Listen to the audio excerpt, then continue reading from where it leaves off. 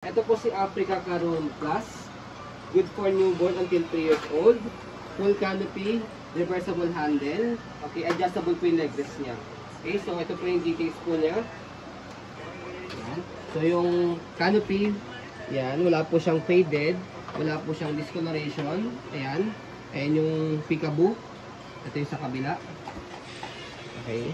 So maganda po yung colorway po nito na pagkaka-brown niya. Yan. Parang silky brown siya. Yan. Pati yung seat pad niya. So, dito yung lock niya sa gilid.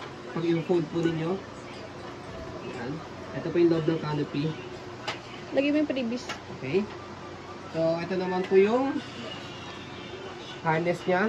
And the seat pad. Already washed na po yan. Ready to use na. Okay. So, 5 harness. Wala po yung putol. Okay. Yan. So, front handle, ayan, okay na okay, may padin po siya. Presyo po itong kulay puti pagka ilalagay si baby.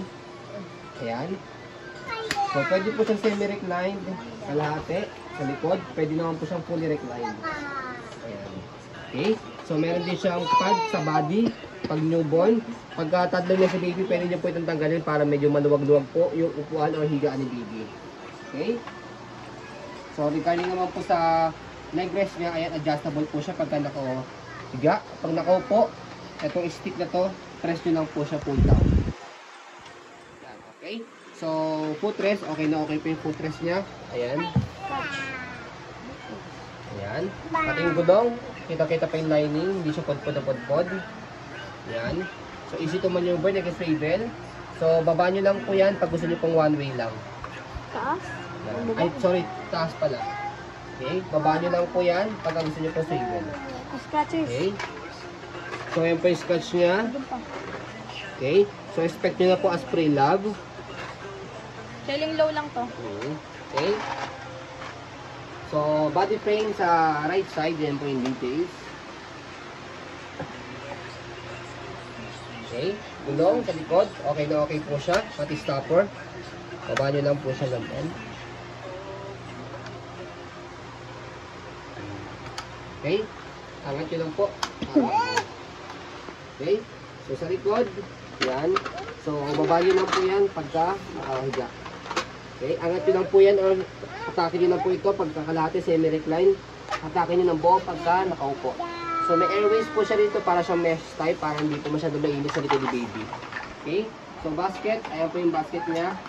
Okay na okay. So, pwede nyo idikit dito yan kapag wala kayong ilalagay para maliit siya. Okay? So, body frame sa kabilang side. Ayan po yung details.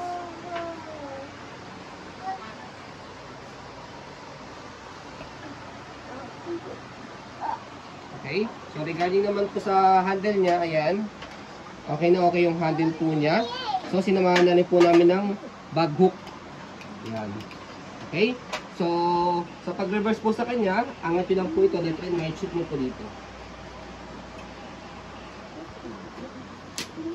Okay? So, ganyan po yung design niya kapag ka naka-reverse.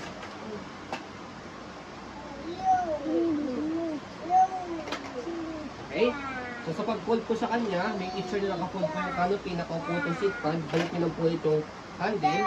So, slide press po ito, one hand fold, one hand open, kaya madali lang po ilagay, kahit hawak po si baby. Slide, press, okay? Tapos angat, tapos baba. Okay?